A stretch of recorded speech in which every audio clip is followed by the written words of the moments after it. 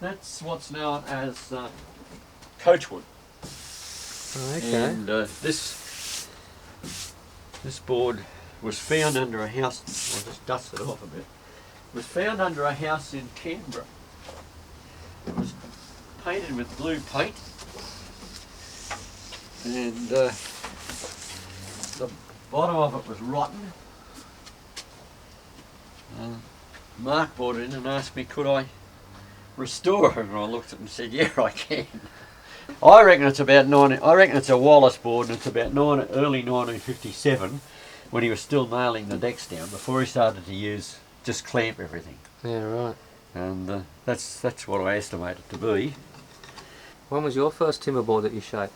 Oh, going back to around about that same era, I suppose. Yeah. Before, yeah, around about 1957.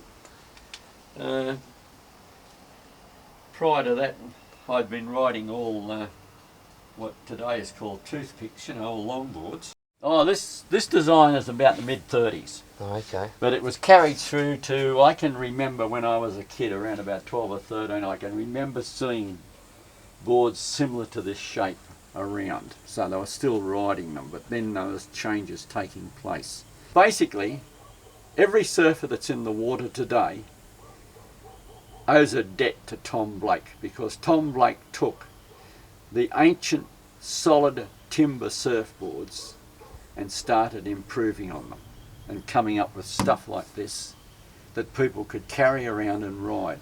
Yeah, Blake was the first guy to put a fin on a surfboard. In the old days, that's the solid timber boards with the wide backs. I don't know if you've ever seen any photos of them. Oh, they were like a bloody tabletop with a bloody point on the end of them. Interesting to look at them. There was a guy from Maroubra by the name of Frank Adler, who seemed to have done more for the promotion of hollow surfboards in Australia than anybody else. He seemed to be right up to the mark.